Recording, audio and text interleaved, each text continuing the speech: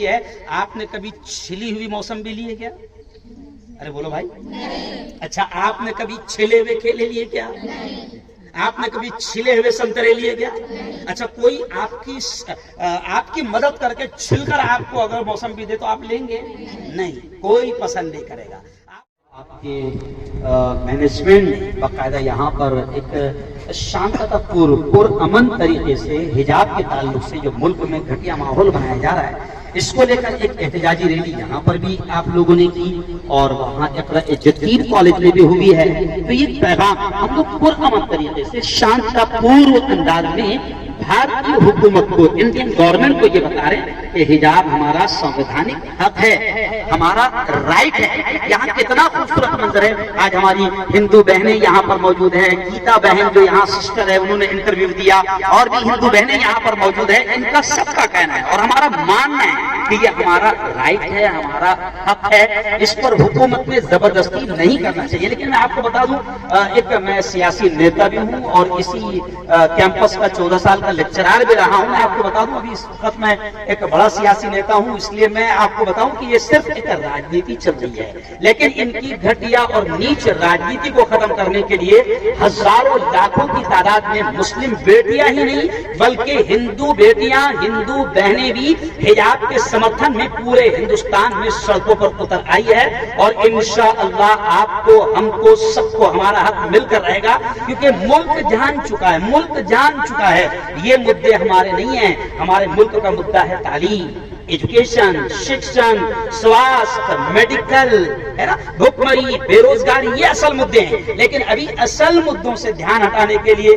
کبھی ان بھگواداریوں کو حضرت شہید ٹیپو سلطان رحمۃ اللہ علیہ یاد آ جاتے ہیں، تو ابھی حجاب یاد آ گیا. تو یہ ملک میں مدعے چلائے جا رہے ہیں. لیکن آپ نے پرامن طریقے سے جو احتجاج کیا، جو آپ نے شانتتا پورو انداز میں ریلی نکال کر جو آپ نے اس گھٹیا شریعنتر پر ناراضگی کا اظہار کیا، میں آپ کو مبارکباد پیش کرتا ہوں. اور آپ کی لڑائی ہم سب کی لڑائی ہے. اور ایک مسلم دھرم گرو بھی ہوں، ایک مفتی بھی ہوں، تو اس ناطے میں ایک بات کہوں گا، ایک ہی بات کہوں گا کہ قرآن نے کہا ہے وَقَرْنَ فِي بُيُوتِكُنَّ وَلَا تَبَرَّجْنَ تَبَرُّجَ الْجَاهِلِيَّةِ کہ قرآن کہتا ہے کہ جاہلیت کی طرح تم اپنے آپ کو بے پردہ نہ رکھو، کیونکہ اسلام کے آنے سے پہلے، قرآن کے آنے سے پہلے، پیشد پروفٹ محمد کے آنے سے پہلے اس دنیا میں جہالت عام تھی. اتنی جہالت عام تھی کہ معمولی باتوں پر مرڈر، قتل ہوا کرتے تھے.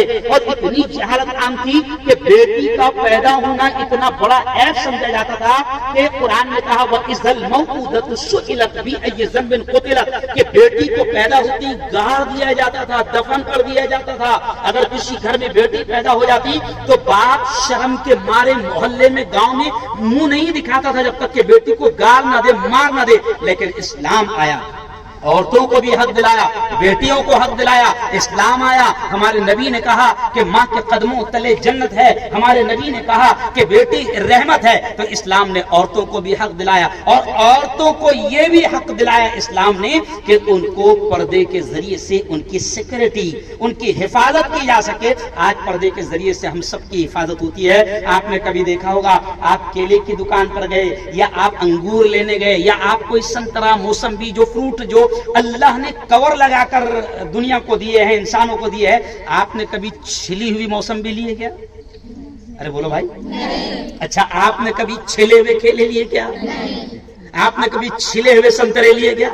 اچھا کوئی آپ کی مدد کر کے چھل کر آپ کو اگر موسمبی دے تو آپ لیں گے؟ نہیں، کوئی پسند نہیں کرے گا.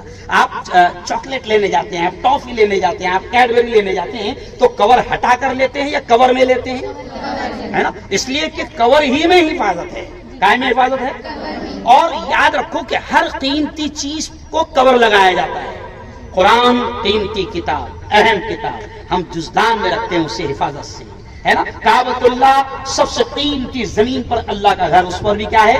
غلاف ہے. ایسے ہی میری بیٹیوں، عورت کو اللہ نے عزت دی ہے، مقام دیا ہے، تو عورت کی بھی حفاظت کور ہی میں رہے گی. عورت کی حفاظت حجاب میں رہے گی، پردے میں رہے گی. یہ چیز سب کو سمجھ میں آ رہی ہے. اور ہندو بہنیں بھی آپ کے، ہمارے مسلم بیٹیوں کے سپورٹ میں میدان میں اتر رہی ہے. انشاءاللہ ہم ناپاک سازشوں کو کامیاب ہونے ہم ناپاک سازشوں کو کامیاب ہونے نہیں دیں گے. We want, we know, my hijab, my hijab. بہت شکریہ.